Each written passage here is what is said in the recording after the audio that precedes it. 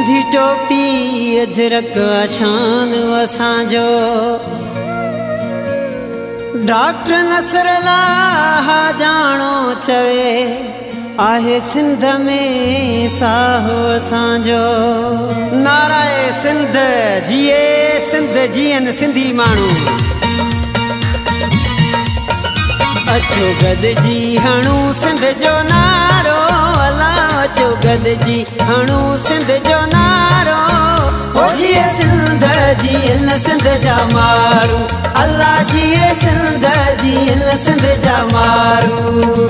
अचो गॾिजी हणू सिंध जो नारो अला अचो गॾिजी हणू सिंध जो नारो हो जिए सिंध जियल सिंध जा मारू अल्लाह जिए सिंध जियल सिंध जा मारू।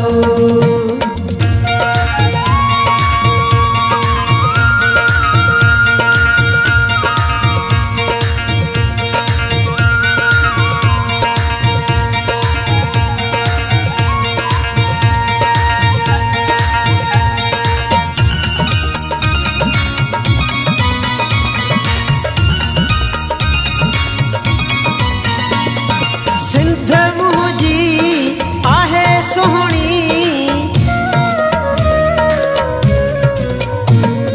सिंध मुझी आहे सोहणी सिंध जी सकाफत आहे रहणी कहाणी। अचो गॾिजी हणू सिंध जो नारो अल्लाह अचो गॾिजी हणू सिंध जो नारो हो जिए सिंध जियल सिंध जा मारू अल्लाह जिए सिंध जियल सिंध जा मारू।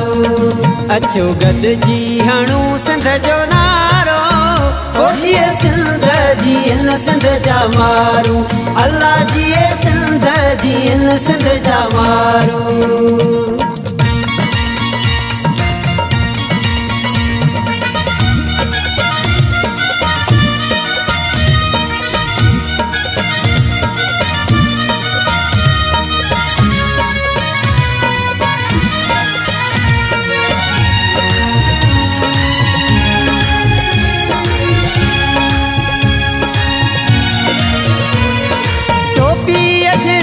सिंध जो शान आहे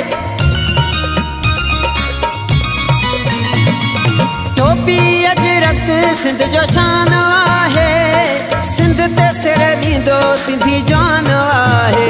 अचो गॾिजी हणू सिंध जो नारो अल्लाह अचो गॾिजी हणू सिंध जो नारो हो जिए सिंध जियल सिंध जा मारू अल्लाह जिए सिंध जियल सिंध जा मारू।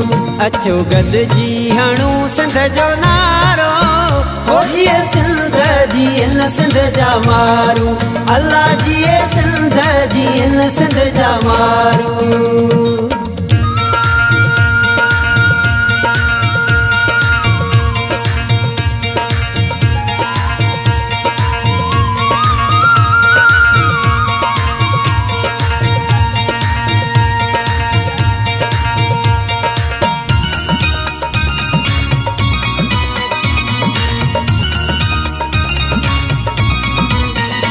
गुल हसन चह जानो सिंधी आहिन प्यारा गुल हसन चह जानो सिंधी आहिन प्यारा मुझी सिंध जा सुहिणा नज़ारा। अचो गॾिजी हणू सिंध जो नारो अल्लाह अचो गॾिजी हणू सिंध जो नारो हो जिए सिंध जियल सिंध जा मारू अल्लाह जिए सिंध जियल सिंध जा मारू।